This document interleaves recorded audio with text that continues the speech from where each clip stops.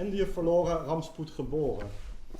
Of course, this is about the financial side of this violence and colonization. And it's an essential part of the research about independence of Indonesia.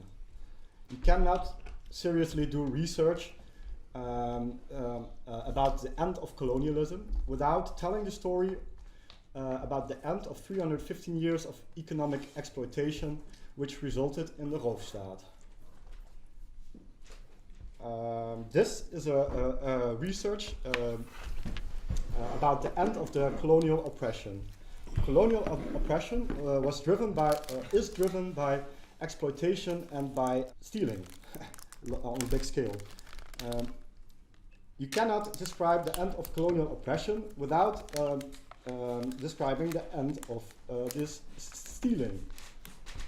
This end started at 1949 as a central point.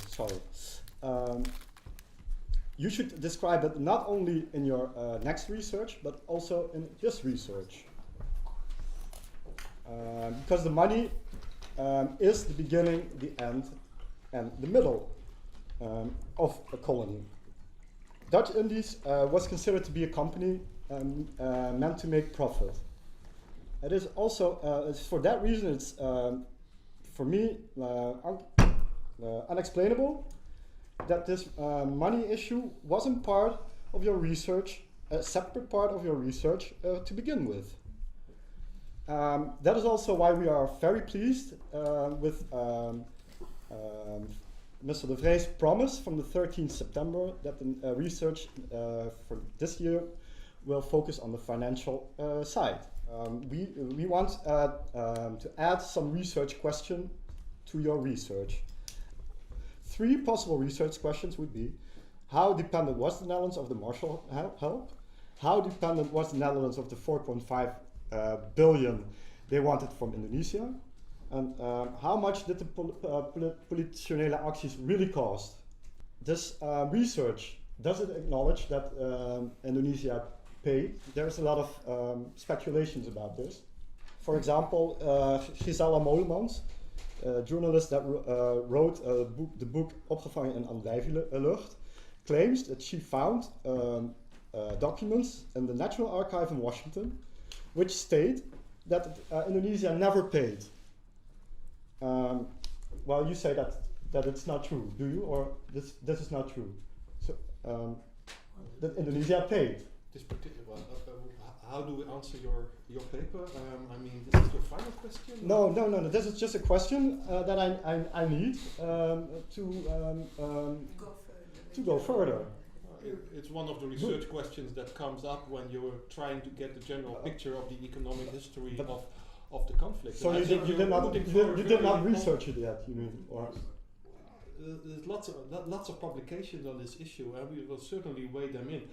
For instance, if you're discussing the Marshall Plan impact. I'm just talking about, did Indonesia pay part of this 4.5 billion? That's not a hard question. Well, it's a very hard question because there are several answers are possible. Well, there's only one answer possible because we found the proof. Yes, for but this, there are several conflicting opinions on that. There is no opinion. There is we have found evidence in the National Archive, state documents that state the exact amount of the. And several authors have different opinions on that, and we will be very happy to take the results of your research as well. But you should, for instance, make a difference. Do nothing. It's just a yes or no question. Derailing. Can you stop derailing? So the question is, you don't know. Okay.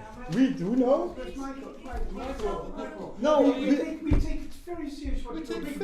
No, you do not take me serious because in the beginning I asked not to interrupt me. Yes, but I ask a question, yes or no, and you can start derailing immediately. No, that's not answering. That's derailing. Yes or no would be sufficient. No. This is not an contrary. I only wanted to say that the question. You can respond later. How much later? When I'm done. Yeah, I'm sorry, but you are the ones that put pressure on the time and wanted us to do all this in 2 hours. So don't steal my time. It's your turn later. But do you have your answer now? Is it you? They don't know. It's not a yes or no answer. Why Why is it not? It is paid or it is not paid? Did Indonesia pay or not? Michael, please continue your story. Yeah. Okay. Please continue your story. Okay. I can tell you they did. Yeah, good. We have several documents that state that Indonesia paid loyally, and we have documents that show exactly what the amount was right before they stopped the RTC treating payments. Also, we know that the Netherlands, by guessing and by fraud actually, by a person named Hirschfeld, came to the amount of 6.5 billion because the Netherlands assumed that Indonesia would not pay the debts that they had at that moment. To ensure themselves that the Netherlands would get that money, they demanded billions of guilders too much in the RTC treaty. This guessing was also most likely the reason that Indonesia started nationalizing these companies. Indonesia discovered that these politionele acties were much more expensive than were estimated by Cochrane, who estimated 2 billion, which they took off the demands for the RTC. That means that Indonesia paid too much with their payments for the RTC treaty. To ensure themselves to get the money they paid too much, they started nationalizing and freezing the payments that they promised and stopped the RTC.